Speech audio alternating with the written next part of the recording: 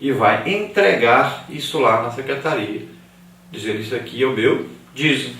Você está entregando para Deus, porque não tem jeito de você jogar o dinheiro para cima e Deus não vai pegar esse dinheiro.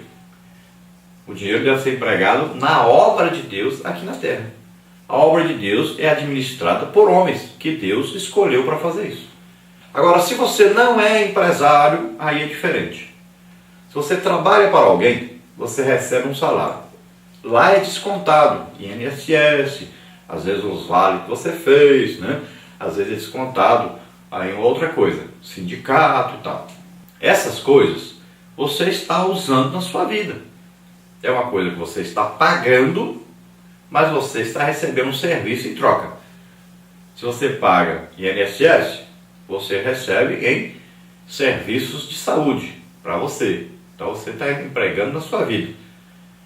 Se você paga, por exemplo, imposto de renda, você vai receber a restituição, né? E você está pagando um imposto, não é uma coisa de benefício próprio para você. Você não está dando nada para Deus isso aí. Se você fez vale, você usou para você, não foi para Deus. Então, você vai pegar sobre o total do seu salário, o que você ganha total. Não vai descontar nada. Então, do total que você ganha, você vai tirar, vai dividir em 10 partes. E uma parte você vai entregar para Deus. Porque Ele pede para mim: quando eu fizer isso, Ele poderá me abençoar. E Ele vai fazer uma coisa maravilhosa. Ele vai tapar a boca do devorador. Ele vai impedir que o devorador, que é Satanás, que ele lhe tome alguma coisa. Porque você foi fiel a Deus, entregou a Deus, honrou a Deus aquilo que é de Deus. Qual é a promessa então que está aqui escrita em Provérbios para aqueles que honram o Senhor com essa parte que Ele dá para Deus? Aqui diz o quê? Encherão os teus celeiros abundantemente. Então você prosperará financeiramente, materialmente, quando você fizer isso. Deus promete que Ele vai lhe abençoar nessa área, na área financeira. Bom, você honrou ao Senhor com a tua fazenda, com aquilo que você ganha. Aí Ele diz: e com as primícias de toda a tua renda. Então, primícia aí quer dizer o primeiro, é o principal, aquilo que você recebeu. Então, aquilo que é a parte melhor, né? Quando você recebe. Então, quando você adquire o lucro, você pegou aquilo ali, é o primeiro, né? É o mais importante que você pegou. O que você faz? Se você realmente quer honrar a Deus, servir a Deus, o que você faz? A primeira coisa que você vai pensar é o quê? Ah, eu vou comprar não sei o que para mim, eu vou comprar isso não sei o que para minha casa. Não. Primeira coisa, eu vou honrar o Senhor. Seu primeiro pensamento, porque a Bíblia diz: buscai primeiro o reino de Deus. E as outras coisas Deus acrescentará de acordo com a sua necessidade. Então você primeiro pensa em Deus, porque Deus está em primeiro lugar na sua vida. Você fez uma coisa material, mas você fez uma coisa espiritual também. Porque você adorou a Deus, você louvou a Deus pelo que Ele lhe deu, você se lembrou de Deus em primeiro lugar. Isso é um motivo para que Deus derrame sobre você também as bênçãos espirituais. Aí então diz o quê? Transbordarão aí de mosto os teus lagares. Então veja só, primeiro, Deus promete o celeiro, ou seja, aquilo que você está trabalhando, está produzindo, vai melhorar a sua produção. Você vai produzir de tal forma que vai dar para você pagar suas despesas e ainda vai sobrar alguma coisa para você guardar. Celeiro é lugar de guardar, para você ter o seu sustento. Agora fala de transbordar aqui os lagares. Lagar é o quê? O lagar é onde se colocava as uvas, a colheita das uvas, para depois serem esmagadas com os pés, e ali se produzia o quê? O vinho, ou suco de uva, em abundância, né?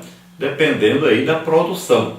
Então Deus está dizendo o seguinte: quando você fizer isso, quando você tiver em primeiro lugar na sua mente a mim, você entregar a minha parte como reconhecimento, honrando a mim, então eu vou transbordar os seus lagares, ou seja, a sua produção vai aumentar.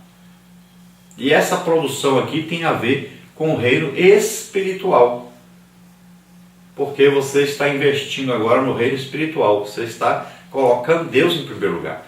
E o que acontece? Deus derrama sobre você bênçãos espirituais.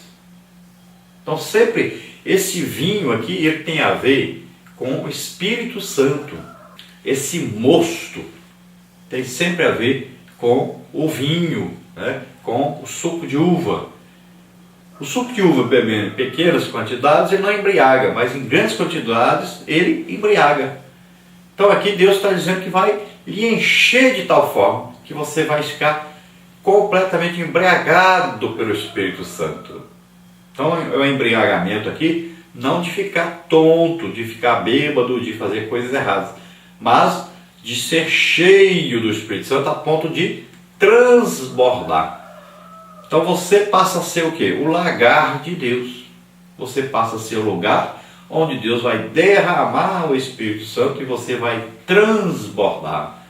Então, para que você produza no reino de Deus, você passa a ser canal de Deus, tanto material como espiritual.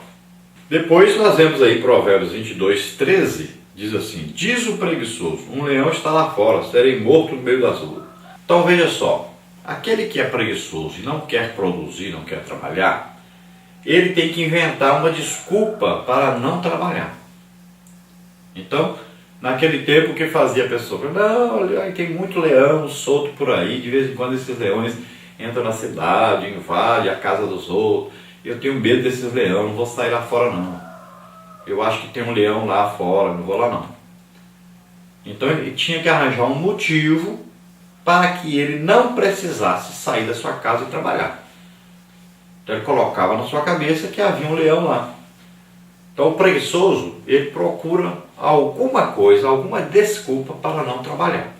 Então às vezes ele vai dizer, estou doente, ou vai dizer que teve um problema muito sério que no mundo, lá fora da sua casa, ou ele está com medo de o trânsito estar muito difícil, ou de um ladrão lhe roubar na rua. Alguma coisa ele vai inventar para não trabalhar. Ele vai ter que dar uma desculpa. Na maioria das vezes nós vemos que o preguiçoso sempre está doente, né? Ou então sempre morreu alguém na sua família. Então ele vai matando a sua família, teoricamente, para faltar ao trabalho. Então cada um usa aí alguma desculpa. O preguiçoso sempre tem uma desculpa para não trabalhar. E o que acontece? Que não trabalhando, ele não está produzindo e ele acaba empobrecendo. Depois nós temos aí 24, 30, 34, diz: passei pelo campo do preguiçoso e junto à vinha do homem falta entendimento. Então aqui o sábio diz que passou por esses dois lugares e ele, olhando isso, ele aprendeu alguma coisa. Vamos ver o que acontecia lá então. Então ele diz, olha, passando lá pelo campo, eis que toda estava cheia de cardos e a sua superfície coberta de urtigas e a sua parede de pedra estava derribada. Que tendo eu visto, considerei e vendo, recebi instrução. Então o que acontecia ali? O mato, estava já dando mato ali para todo lado, cobrindo de mato. Já entrava o mato até no lugar de colocar as uvas para fazer o vinho, já estava cheio de mato também, urtiga crescia ali. E aquela paredezinha de pedra que era feita tanto para dividir o terreno da fazenda, como também aquela parede de pedra que ficava ali na onde se produzia as uvas, estavam derribadas ali, tinha caído já as pedras, porque não havia manutenção. Muitas vezes os animais passavam por ali, pisavam, empurravam e tal, até que foram caindo as pedras, porque não havia manutenção do dono. Então a situação era terrível, estava tudo se acabando. Então o sábio, vendo aquilo, ele recebeu instrução, ele aprendeu. Veja bem, o ignorante, o homem que não tem sabedoria ou falta de entendimento, ele às vezes até vê as coisas daquele que é sábio, mas ele não consegue aprender nada com o sábio. Agora, quem é sábio aprende tanto com as pessoas que são sábias, quanto com aqueles que não são sábios, vendo a falta de sabedoria daquele que não é sábio, vendo a preguiça dele, ele aprende com isso, que ele não deve ser preguiçoso. Ele aprende também que ele não deve ser falta de entendimento, deve buscar conhecimento. Então, sábio é aquele que está sempre aprendendo mais, e ele aprende tanto com o sábio quanto com o ignorante. Então ele viu que lá para receber instrução, ele viu, olha, um pouco de sono, adormecendo um pouco, e cruzando as mãos, outro pouco, para estar deitado. Ele via que a pessoa se revolvia na sua cama, rolava para lá, rolava para cá, não queria saber de levantar-se, e o sono cada dia vai aumentando mais e mais e mais, e a preguiça cada dia mais vai tomando de conta. Então ele chega à conclusão: assim sobrevirá a tua pobreza como ladrão, e a tua necessidade como um homem armado. Então ele diz, assim virá a pobreza, porque o homem não está produzindo. Se não está produzindo, ele está gastando o que já ganhou e não está repondo. Então a maneira de empobrecer, o que é? É gastar aquilo que já ganhou e não continuar ganhando. Então, se ele não está produzindo, está gastando o pouco que já tinha e agora vai ficar sem nada, vai ficar pobre. E ele diz que essa pobreza vem como um ladrão, ou seja, vem sem avisar, de repente aconteceu, ele nem percebeu, de repente quando ele vai buscar o seu sustento, não tem mais. É como aquele filho pródigo, ele foi gastando o seu dinheiro e ele levou o maior susto, porque de repente ele descobriu que não tinha nem para comer mais. Então ele diz que a necessidade dessa pessoa vem como um homem violento, vem como um homem armado, de repente. É como se ele fosse de repente percebido que ele estava sendo assaltado e ficando sem nada, de repente. Vamos passar então para a nossa lição aí, que o pastor José Gonçalves escreveu. A primeira parte aí, a metáfora do celeiro e do lagar. Nós vamos ver aí a dádiva que faz prosperar, no tópico 1. No tópico 2, a bênção que enriquece. Na parte 2, nós vamos ver aí a metáfora da formiga. Provérbios 6, de 6 a 11. Tópico 1, as formigas sabem poupar. Tópico 2, as formigas sabem ser autônomas. Na parte 3, nós vamos ver a metáfora do leão. Provérbios 22, 13 e 26, 13. Então nós vamos ver aí, tópico 1, conhecendo o leão. E o tópico 2, matando o leão. Depois, na parte 4, nós vamos ver o trabalho e a metáfora dos espinheiros. Provérbios 24, 30 a 34.